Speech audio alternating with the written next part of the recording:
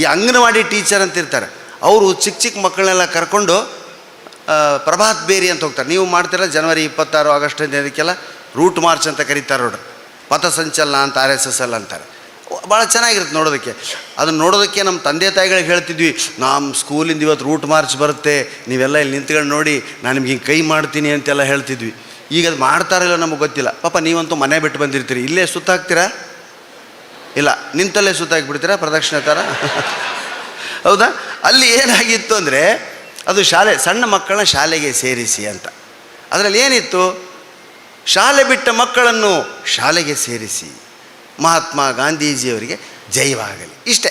ಒಬ್ಬ madam ready ಆದಳು, ಶಾಲೆ ಬಿಟ್ಟ ಮಕ್ಕಳನ್ನು ಶಾಲೆಗೆ ಸೇರಿಸಿ ಮಹಾತ್ಮ ಗಾಂಧೀಜಿಯವರಿಗೆ ಜಯವಾಗಲಿ, ಶಾಲೆ ಬಿಟ್ಟ ಮಕ್ಕಳನ್ನು ಶಾಲೆಗೆ ಸೇರಿಸಿ ಮಹಾತ್ಮ ಗಾಂಧೀಜಿ. ಅವಳಿಗೆ ಕೂಗಿ ಕೂಗಿ ಬೇಜಾರಾಯಿತು, ನೀರಡಿಕೆ ಆಯಿತು. ಪಾಪ ಸ್ವಲ್ಪ ನೀರು ಕುಡಿದು ಬರ್ತೀನಿ ಕಣೆ, ನೀನು ಸ್ವಲ್ಪ ಕಂಟಿನ್ಯೂ ಮಾಡು ಅಂತ ಇನ್ನೊಬ್ಬಳಿಗೆ ಹೇಳಿದ್ಲು. ಅವಳು ಬಂದು ನಿಂತ್ಕೊಂಡು, ಅವಳಿಗೆ ಒಂದನೇದು ಯಾವುದು ಎರಡನೇದು ಯಾವುದು ಕನ್ಫ್ಯೂಷನ್. ಅದಕ್ಕೆ ಅವಳು ಏನಂದ್ಬಿಟ್ಲು, ಮಹಾತ್ಮ ಗಾಂಧೀಜಿಯವರಿಗೆ ಅಂದ್ಬಿಟ್ಟು ಫಸ್ಟು ಶಾಲೆಗೆ ಸೇರಿಸಿ, ಶಾಲೆ ಬಿಟ್ಟ ಮಕ್ಕಳಿಗೆ ಜಯವಾಗಲಿ. ಅಂದರೆ ಹಾಸ್ಯವನ್ನು ನೀವು ಹುಡುಕ್ತಾ ಹೋದರೆ ಖಂಡಿತ ಸಿಗ್ತದೆ. ಗಮನ ಇಟ್ಟು ಕೇಳಬೇಕು. ಏನು ಮಾಡ್ತಾರೆ, ತಪ್ಪು ತೋರಿಸ್ತದೆ ಭಾಳ ಜನ. ಸರ್ ನೀವೇನು ತಪ್ಪಾಗಿ ಹೇಳಿದ್ರಿ, ತೋರಿಸ್ಬಾರ್ದು. ಆ ತಪ್ಪಲ್ಲೂ ಕೂಡ ಹಾಸ್ಯವನ್ನು ಹುಡುಕಿ ಅವನ ಮನಸ್ಸನ್ನು ಆನಂದ ಪಡಿಸ್ಬೇಕು. ತಪ್ಪನ್ನು ಒಪ್ಕೊಳ್ಳೋದಿರ್ಬೇಕು, ನಕ್ಕಿರಬೇಕು. ತಪ್ಪನ್ನು ಶಿಕ್ಷೆ ಕೊಡಬಾರ್ದಂತೆ ಅವನು ಒಪ್ಕೊಂಡು ಅವನು ನಕ್ಕಿರ್ಬೇಕಂತೆ. ಆಗ ಅದು ನಿಜವಾಗಿರ್ತಕ್ಕಂಥ ಹಾಸ್ಯ ಪ್ರಜ್ಞೆ ಅಂತ ಹೇಳ್ತಾರೆ. ಕ್ರೈಮ್ ಬಗ್ಗೆ ಭಾಳ ಚೆನ್ನಾಗಿ ಹೇಳಿದರು. ಇವತ್ತು ನಾವು ಹೇಳಿದ್ರಲ್ಲ 10 ಊರುಗಳಲ್ಲಿ ಈಗಾಗಲೇ ಜನರಿಗೆ ಹೇಳಿ ಬಂದಿದ್ದೀವಿ, ನೀವು ಹುಷಾರಾಗಿರಿ. ಮೊಬೈಲ್ ಇದ್ದು ಮಾತ್ರಕ್ಕೆ ಅದನ್ನು ಎಲ್ಲದಕ್ಕೂ ಬಳಸಬೇಡಿ. ಇದೆಲ್ಲ ಒಳ್ಳೆಯದಕ್ಕೆ ಆಗ್ತಿರೋದು, ಬುದ್ಧಿ ಬರಲಿ ನಮಗೆ ಅಂತ. ಯಾಕೆಂದರೆ ಪ್ರತಿಯೊಂದನ್ನು ಮೊಬೈಲಿಂದನೇ ಶುರು ಮಾಡಿಬಿಟ್ಟಿದ್ದೀವಿ. ಅದು ಯಾವುದೊಂದು ಅಡ್ವರ್ಟೈಸ್ ಮಾಡ್ತಾರೆ, ಓ ನಮ್ಮ ಅಪ್ಪ ಅಡುಗೆ ಕೇಳ್ತಿದ್ದಾರೆ ಅಂತ ಹೇಳ್ತಾಳೆ, 25,000. ಹೌದಾ? ಯಾವುದದು? ಹಾಂ, ಆ ಥರದ್ದು ಎಲ್ಲ ಮಾಡಬೇಕು. ಸ್ವಲ್ಪ ದುಡ್ಡು ಇಟ್ಟುಕೊಳ್ಳಿ. ನಮ್ಮ ಉತ್ತರ ಕರ್ನಾಟಕದ ಕಡೆ ಇವು ಭಾಳ ಕಡಿಮೆ. ಯಾವೊಂದು ಪಾಕೆಟ್ ಕಳ್ಕಲ್ಲ ನಮ್ಮವರು. ಯಾಕೆ ಕಳ್ಕೊಳ್ಳ ಹೇಳಿ? ಅದನ್ನು ಎಲ್ಲಿಟ್ಟಿರ್ತಾರೋ ಅಂತ ಅವ್ರಿಗೆ ಗೊತ್ತಿರಲ್ಲ. ಪಾಕೆಟೇ ಇಲ್ಲ. ನಮ್ಮಲ್ಲಿ ಹಣನ ಸುಳ್ಳಿ ಸುತ್ತಿ ಪೆಂಡಿ ಕಟ್ಟಿ ಅದನ್ನೊಂದು ಪ್ಲಾಸ್ಟಿಕ್ ಚೀಲದಲ್ಲಿ ಹಾಕಿ, ಆ ಪ್ಲಾಸ್ಟಿಕ್ ಚೀಲ ಚರ್ರಂತ ಹಿಂಗೆ ಮಾಡಿ ಒತ್ತಿರ್ತಾರೆ ಲಾಕ್. ಆಮೇಲೆ ಅದಕ್ಕೊಂದು ಪಿನ್ ಹಾಕ್ತಾರೆ. ಆ ಪಿನ್ನಿನ ಚುಚ್ಚೋ ಭಾಗನ ಮೇಲ್ ಮಾಡಿರ್ತಾರೆ. ಅದನ್ನು ಪಟ್ಟಿ ಡ್ರಾಯರ್ ಒಳಗಡೆ ಇಟ್ಕೊಂಡು ಮೇಲೆ ಕಚ್ಚೆ ಹಾಕಿ ಸೀರೆ ಉಟ್ಕೋತಾರೆ ಅಥವಾ ಧೋತ್ರ ಉಟ್ಕೋತಾರೆ. ಯಾರು ಹೊಡಿಬೇಕ್ರಿ? ಹೊಡೆದ್ರು ಅಲ್ಲಿವರೆಗೂ ಅವ್ನು ಕೈ ಹೋದ್ರು ಪಿನ್ ಚುಚ್ಚಿ ನಾನು ಇವ್ನು ಹಿಡಿತಾನೆ. ಹೌದಾ? ನಾವು ಹಿಂದ್ಗಡೆ ಹಿಂಗೆ ಅರ್ಧ ಟಿಂಗ್ ಅಂತ ಸಿಟಿ ಬಸ್ ಸೇರೋದು. ಅದ್ರಾಗ ಯಾವುದಾದ್ರು ಹುಡುಗಿ ಇದ್ಲಂದ್ರೂ ಪ್ಯಾಂಟ್ ಬಿಚ್ಕೊಂಡ್ರೂ ಗೊತ್ತಾಗಲ್ಲ, ಬರೀ ಪಾಕೆಟ್ ಹೊಡೆಯೋದೇನು. ಹಿಂದಿನ ಜೋಬಲ್ಲಿ ಯಾವತ್ತೂ ಇಡಬಾರ್ದು. ಅದು ಎಲ್ಲಿಂದ ಬಂತು ಏನೋ, ಯಾರ ಪದ್ಧತಿಯೋ ಗೊತ್ತಿಲ್ಲ. ಯಾವತ್ತೂ ಬ್ಯಾಕ್ ಪಾಕೆಟಲ್ಲಿ ಪರ್ಸ್ ಇಡಬಾರ್ದು. ಪರ್ಸ್ ಇಡೋ ಜಾಗ ಅದಲ್ಲ. ಹಣ ಯಾವಾಗಲೂ ಎದೆ ಹತ್ತಿರ ಇರಬೇಕು ಅಂತ ಹೇಳ್ತಾರೆ. ಲಕ್ಷ್ಮಿ ಅಂತ ಅದಕ್ಕೆ ಕರಿತೀವಿ ನಾವು. ಸೈಬರ್ನವ್ರು ತಪ್ಪಿಲ್ಲ, ಕಳ್ಳರದ್ದು ಯಾವತ್ತೂ ತಪ್ಪಿಲ್ಲ. ಕಳ್ಳನಿಗೆ ಸಿಗುವಂತೆ ನೀನು ಇಟ್ಟಿಲ್ಲ, ಅದು ನಿನ್ನ ತಪ್ಪು. ಕಳ್ಳತನ ಸುಮ್ಮನೆ ಅಲ್ಲ, ಅವನಿಗೆ ಸಿಗುವಂತೆ ಇಟ್ಟು ಮನೆ ಕೀಲಿ ಹಾಕೊಂಡು ಹೋಗೋದು. 15 days we are in tour ಅಂತಂದು ಏನು ಹಾಕೋದು? ಸ್ಟೇಟಸ್. ಏನು ಸ್ಟೇಟಸ್ಗಳಂತೂ ನೋಡ್ಬೇಕು. ಹಿಂಗೆ ನೋಡೋದು. ಒಬ್ರು ಯಾರೋ ಗೃಹಿಣಿ ಇಷ್ಟುದ್ದ ಗೋಪುರ ಥರ ಪಿರಾಮಿಡ್ ಥರ ತುರುಬು ಕಟ್ಕೊಂಡು ಸ್ಟೇಟಸ್ ಹಾಕಿದ್ರು. ಜನ ಎಲ್ಲ ಏನೇನಿನ ತಲೆಯಲ್ಲಿ ಹುತ್ತಾಗಟ್ಟಿದೆ, ಏನೇ ಹಾವುಗಿವಿ ಸೇರ್ಕೊಂಡಾವು ಅಂತ ಎಲ್ಲವನ್ನೂ ಸ್ಟೇಟಸ್ ಇಡೋದು. ನಮ್ಮ ಮನೇಲಿ ಇವತ್ತಿಗೆ ನಾವು ಯಾರು ಮನೆಯಲ್ಲಿಲ್ಲ, ಅವ್ರು 15 ದಿವಸ ಊಟಿಗೆ ಹೋಗ್ತಾ ಇದ್ದೀವಿ. ಕಳ್ಳನಿಗೆ ಹಾಸಿಗೆ ಹಾಕಿ ಕೊಟ್ಟಂಗೆ ಆಗ್ತದೆ. ಹಿಂದಿನ ಕಾಲದಲ್ಲೆಲ್ಲ ಕಳ್ಳರು ಹೇಗೆ ಕಳ್ಳವು ಮಾಡ್ತಿದ್ರು ಗೊತ್ತಾ? ಮನೆ ಕೀಲಿ ಮುರಿತಿದ್ರು, ಬೆಳಕಂಡಿಯಿಂದ ಇಳಿತಿದ್ರು. ಅದೆಂಥ ಮರನಿದ್ದೆ ಇರಬೇಡ ನಮಗೆ ನೋಡ್ರಿ. ಬೆಳಕಂಡಿಲಿ ಇಳಿದು ಮಲಗದವ್ರನ್ನೇ ದಾಟಿ ಕಳವು ಮಾಡಿದಂಥ ಘಟನೆಗಳನ್ನ ಕಣ್ಣಾರೆ ನೋಡಿದ್ದೀವಿ ನಾವು. ಹೌದಾ? ಇವತ್ತು ಮನೆಗಳಿಗೆ ಬರ್ತಾ ಇಲ್ಲ. ಯಾಕೆ?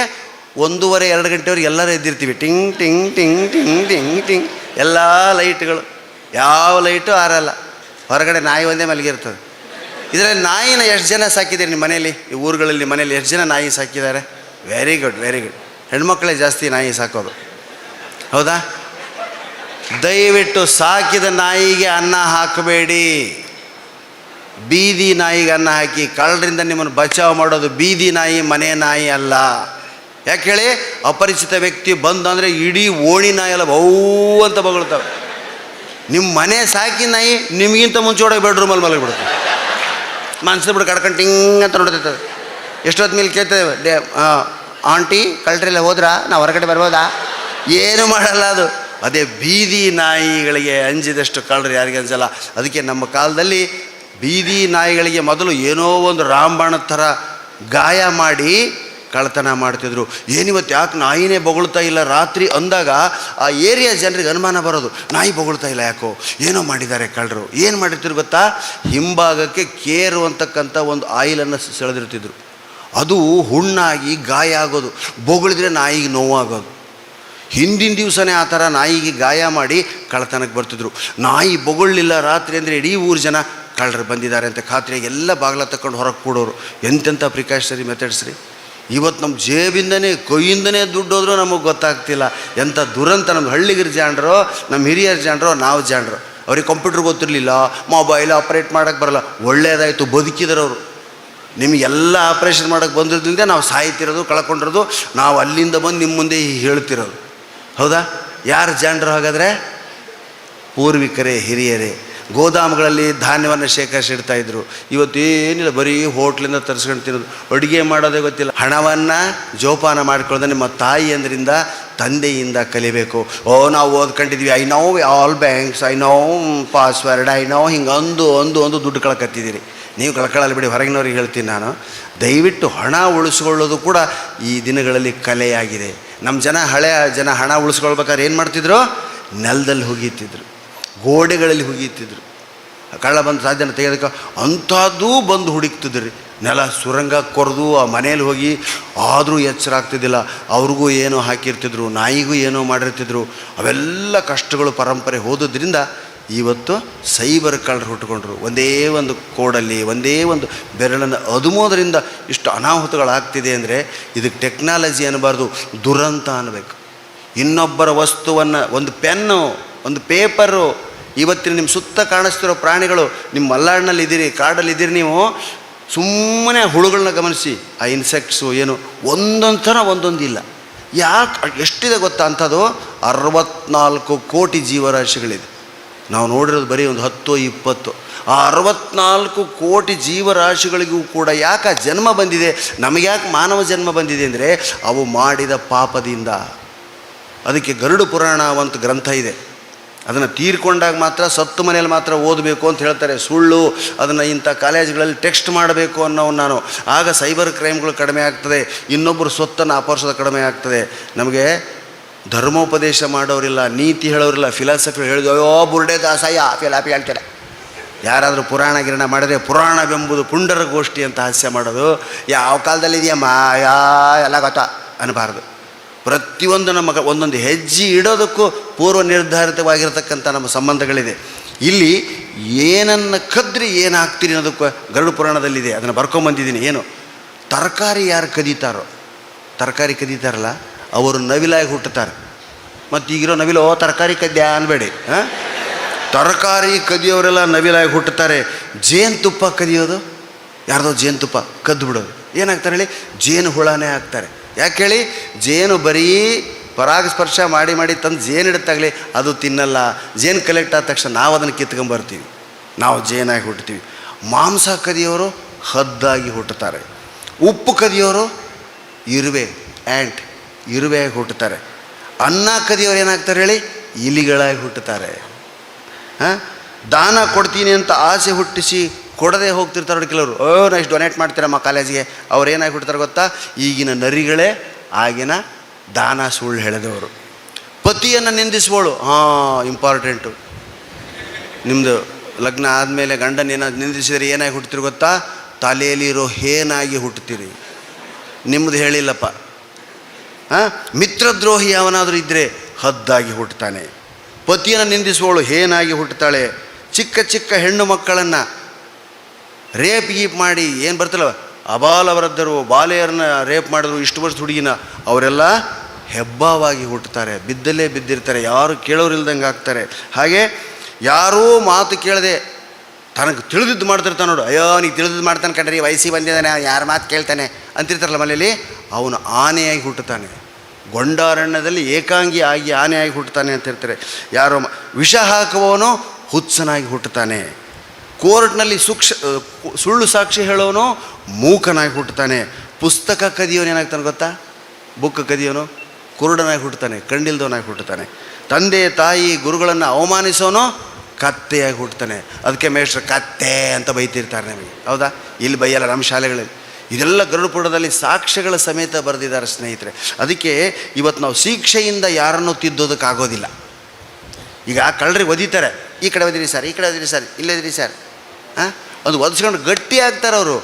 ಉಪದೇಶದಿಂದ ಅಪರಾಧಗಳು ಕಡಿಮೆಯಾದಾಗ ಮಾತ್ರ ಈ ದೇಶದಲ್ಲಿ ಶಾಂತಿ ನೆಲೆಸೋದಕ್ಕೆ ಸಾಧ್ಯ. ತತ್ವಜ್ಞಾನದಿಂದ ಅಪರಾಧಗಳು ಕಡಿಮೆ ಆದಾಗ ಮಾತ್ರ ಈ ದೇಶದಲ್ಲಿ ಅಪರಾಧಗಳು ಕಡಿಮೆ ಆಗೋದು ತಪ್ಪು. ಶಿಕ್ಷೆ ಮಾಡಿದರೆ ಅಭ್ಯಾಸ ಆಗ್ಬಿಟ್ಟು ಈ ಸೈಬರ್ ಕಳ್ಳ ಸಿಕ್ಕಂದರೆ ಒಳಗಡೆ ಹೋಗ್ತೀರಿ, ಬಿಡಿಸ್ಕೊಂಡು ಬರ್ತೀನಮ್ಮ, ಸಿನಿಮಾದಲ್ಲಿ ತೋರಿಸ್ತಾರೆ, ಬರ್ತೀನಿ ಕಂಡ್ರೋ ಇನ್ನು 5 ನಿಮಿಷದಲ್ಲಿ ಇದೇ ಜೀಪಲ್ಲಿ ತಂದು ಬಿಡ್ತಾರೆ ಅಂತ ಹೋಗಿ. ಎಷ್ಟು ಧೈರ್ಯ ಅವರಿಗೆ.